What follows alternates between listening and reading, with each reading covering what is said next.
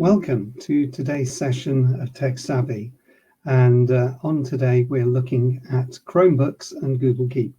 Well, the first part is a bit of a chat really about Chromebooks, and the architecture of Chromebooks is that it's basically an Android-based product, and therefore your Android phone is compatible.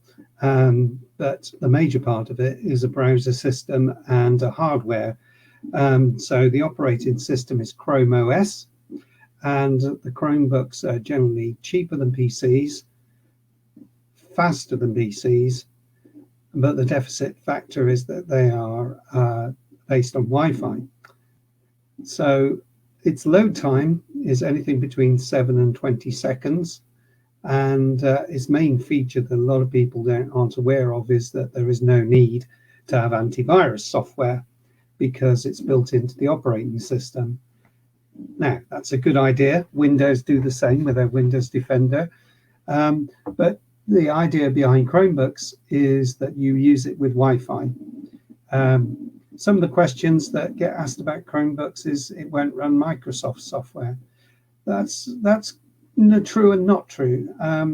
The true bit of that statement is that you can't load an app onto a Chromebook with Word or Office, but you can use Office 365 with a web-based system, and it will run quite happily on that web-based system, and you can use Word and other things as well.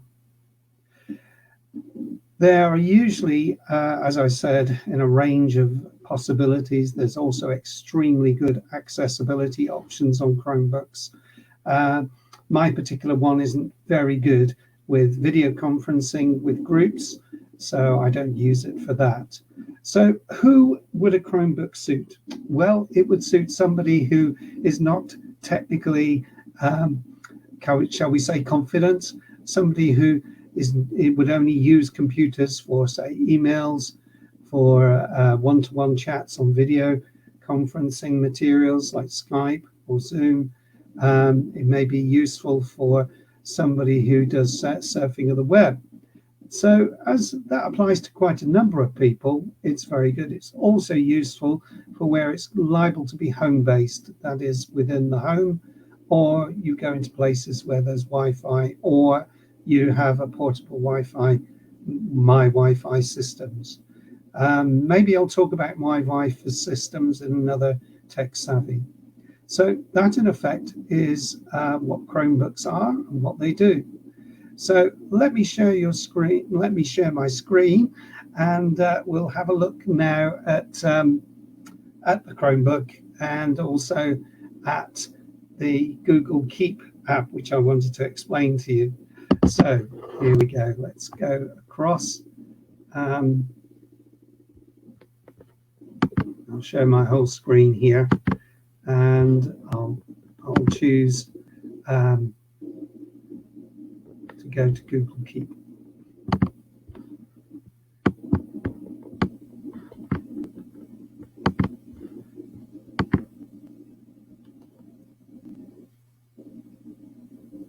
So here's Google Keep. Rather, this is the app download of it.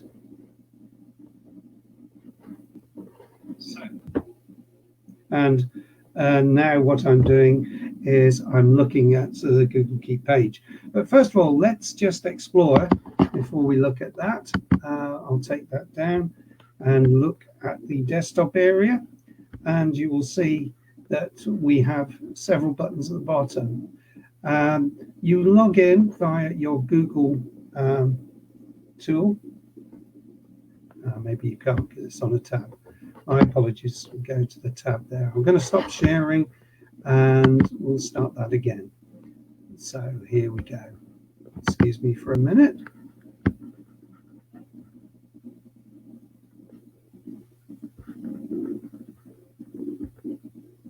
Let's share again.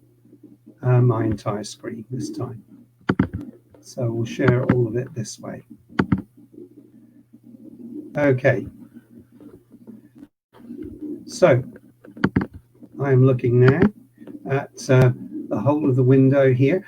So what I'm going to do is just going to minimize this, and you should see my desktop here. And what you'll find on a Chromebook is that all the area down to the right here contains all the technical details of Wi-Fi, casting.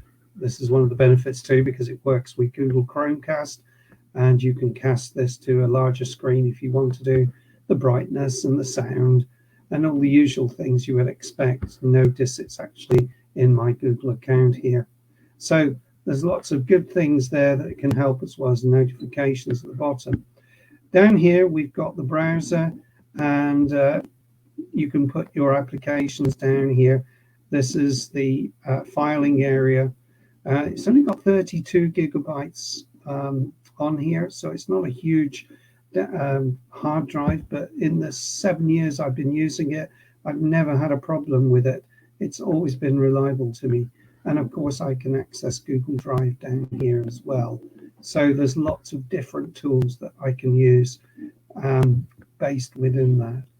You can also press the search key on the keyboard, which is something that Chromebooks have that maybe other platforms don't. And the Chromebooks can give you shortcuts, or even just search the web or your device for different files. And it goes with the searches that you've done recently. So that's quite a useful addition. And there is another button down here, which is another search window. It does the same thing as the search on the keyboard. So lots of simple options.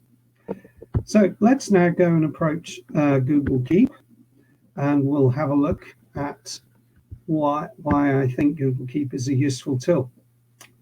So what we've got on Google Keep is you have a note-keeping tool. And a lot of people know about Google Apps. Here, most people would go to the screen here, and this is the collection of apps that we see on a Google device signed into the Google account. And you've got obviously search, Gmail, calendar, the Google Drive, which contains all the cloud materials, docs, slides, sheets, forms, contacts, and maps, Google Maps, and then a few of the designed social media ones like chat, and the presentation tool Jamboard, and Google Keep. Now you can add more and more of those. That can be done through the Chrome store, and you can see down here I've got loads of other things here I could go to. And if you're actually subscribed as a G Suite member, there is a lot more that you can call on board. But I'm coming to Google Keep, which can be accessed on your mobile, on your PC, on your tablet, on your Chromebook. In fact, anywhere it goes with you. And when you sign in to your Google account, all your cards are here. So you can see that at the moment I've got a list here. I'll show you how to make that list. So if I wanted to make a note, I can just put a box there, a new list, and I can give it a title. This is a test, okay? So I'm just typing that in. And what we're going to go through is Chromebooks. And I'm just typing that in. Whoops, it's typed in two things, my apologies. Chromebooks. And I'll put another item in, Google Keep. So I can then decide, well, actually I've dealt with Chromebooks, so I'm going to tick that off. That gets taken out. Now there are other things that I can do. I could set a reminder so that it would remind me either later today, or I could pick a date and time. So here's today's time, and I'm going to tell it to let me know at 11:15 that my time is up. Okay, and let's see if that works. That's under custom. 11:15, don't repeat. I'm going to put a reminder there. That's useful if you need to be reminded of something. But when I click here, it closes. I can also decide to have my sheets in different colors. So I can choose to have it in this color or another, or whatever color I choose to make it that I would like it to be. So I'll keep it in purple. It's a nice standout color. So that's useful. So I'm going to close that Google Keep Note. I must say the colors are really useful for making it stand out. And here I set a reminder. What it's also good for is that you can use it to store Google Maps. So if I click on this one, call this out, you can see I've got a Google map here. I can actually go to the source material. It will copy the links across.